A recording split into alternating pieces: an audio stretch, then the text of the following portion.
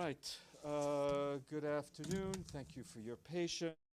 We are encouraged that the parties have reaffirmed their commitments to implementing the ceasefire in Gaza and commend the steadfast efforts of the mediators. We do, however, remain concerned by all acts of violence in Gaza and the reported attacks and strikes that took place yesterday. We urge all parties to honor all of their commitments to ensure the protection of civilians and avoid any actions that could lead to a renewal of hostilities and undermine humanitarian operations. We reiterate the Secretary General's call for the release of all the remains of all deceased hostages. The Undersecretary General for Humanitarian Affairs, Tom Fletcher, has been in the region. As you know, he wrapped up his visit to the Gaza Strip over the weekend. Just to flag that on Saturday, he visited a UNICEF's nutrition center in Gaza. He also visited a hospital in Gaza City. He witnessed some road clearance projects run by the UN Development Program and a community kitchen run by our partners at the World Central Kitchen. Also on Saturday, he left Gaza through the Kerem Abu Salem crossing. And on Sunday, he was in Ramallah to meet with the president of the Palestinian Authority, Mahmoud Abbas. They discussed the massive humanitarian needs in Gaza, the 60-day aid scale-up, the importance of sustaining the ceasefire, and, of course, the situation in the West Bank and the long-term prospects for peace. How many other border crossings do you have monitors at this point? At this point, it's the only.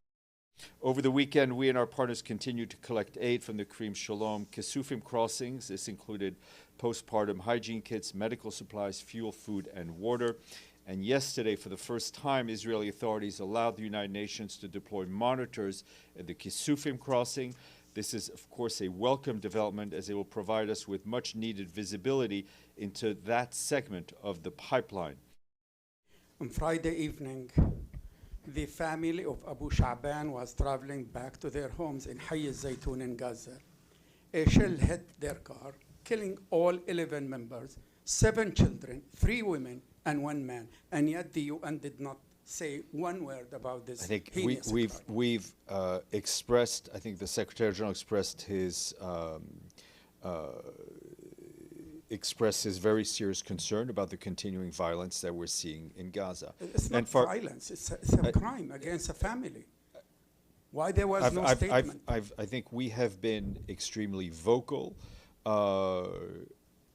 about the plight and the suffering of the Palestinians in Gaza, and I think we are working to end that suffering as quickly as possible. Farnoosh, I am told, sorry, I had the language here, that while the crossings were closed Friday, Sunday and Monday, the aid entered from Gaza today. The crossing was closed on Saturday. No, I do not have numbers. Okay. Yes, Abdelhamid, I'm sure you have a second question. Yeah, my second question, and I have noticed lately that you don't mention Kerem Abu Salem, the Arabic name for the crossing. Abdelhamid, with all due respect, I just wish you would listen to what I said, because I specifically said Kerem Abu Salem, Kerem Shalom in my first reference to this crossing today.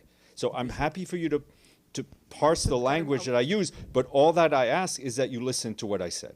I didn't hear. What is the mechanism other than news reports who violates the ceasefire?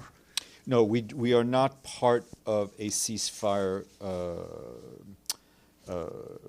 monitoring mechanism. Our focus in Gaza currently is on humanitarian assistance.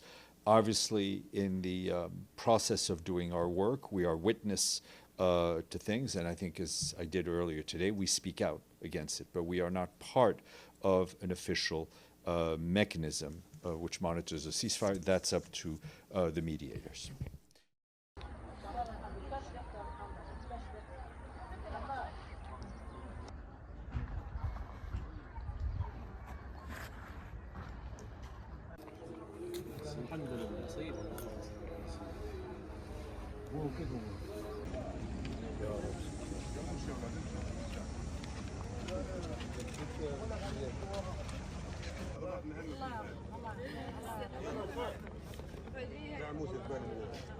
ضربوا حزمات ناريه هم في بيوت. طيب زي ما انت شايف. ايش نقول؟ حسبنا الله ونعم الوكيل. طيب قوام ملاحق زموننا هاي.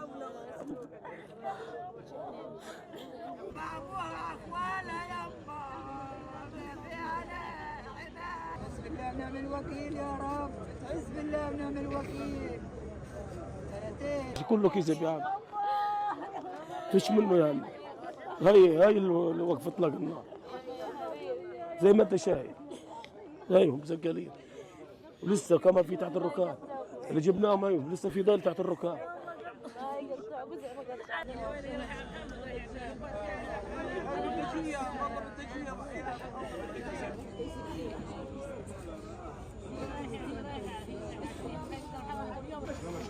وين يا جماعه؟ ايه عبد الله